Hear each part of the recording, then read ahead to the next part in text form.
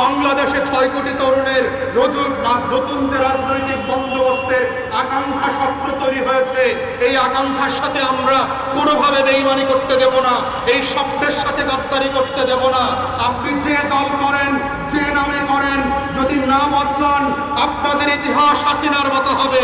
আপনাদের ইতিহাস আওয়ামী লীগের মতো হবে। আওয়ামী বন্দোবস্তের পরিবর্তে যদি কেউ মনে করে থাকে বাংলাদেশের কোন রাজনৈতিক দলকে রেড লাইন করে দেওয়া হয়েছে, হোয়াইট চেক দিয়ে দেওয়া হয়েছে যে আওয়ামী লীগ চলে গেছে বলে রাস্তাঘাট থেকে আপনারা চাঁদাবাজি করতে পারবেন, হাট মাঠ দখল করতে পারবেন, ঘাটের ইজারা পরিবর্তন করতে পারবেন, বাস স্ট্যান্ড টেম্পো স্ট্যান্ড থেকে ইজারা নিতে পারবেন, যেখানে যেখানে যাচ্ছে তাই করে চাঁদাবাজি করে সড়কে এবং বিভিন্ন জায়গায় পণ্যের দাম পরিবর্তন করতে পারবেন, কারওয়ান বাজার থেকে প্রতিদিন লক্ষ লক্ষ কোটি টাকা চাঁদাবাজি করতে পারবেন। আপনাদেরকে মনে করিয়ে দিতে চাচ্ছি,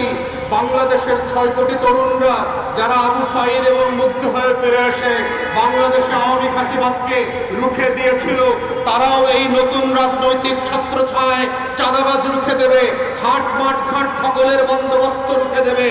নেট এবং ডিশের ব্যবসা রুখে দেবে, ফেরিওয়ালা এবং হকারদেরকে নিয়ে রাস্তায় রাস্তায় কোটি কোটি টাকার টেন্ডার বাণিজ্য রুখে দেবে। আপনাদের রাজনীতির কবর তৈরি হবে যদি আপনারা 16 বছরের আওয়ামী ফ্যাসিবাদ থেকে না শেখেন। আওয়ামী রাজনৈতিক বন্দোবস্তের বিকল্প আকারে এই গণ অভ্যুত্থানের স্পিরিটকে ধারণ করে নতুন করে চরিত্র না বদলান, নতুন রাজনৈতিক সংস্কারের সাথে নিজেদের অ্যালাইনমেন্ট তৈরি না করেন, তাহলে মনে রাখবেন যারা যুদ্ধ করে জুন জুলাই আগস্টে আওয়ামী ফ্যাসিবাদকে রুখে দিয়েছিল, সেই মুগ্ধরা, সেই নিয়াজ এবং আসিফরা, সেই ইকবালের তন্ময়রা আবু সাঈদ হয়ে আবার বুক খুলে দিয়ে বুলেটের সামনে সেই নতুন রাজনৈতিক ক্রিমিনালদেরকে ঠেকিয়ে দেবে।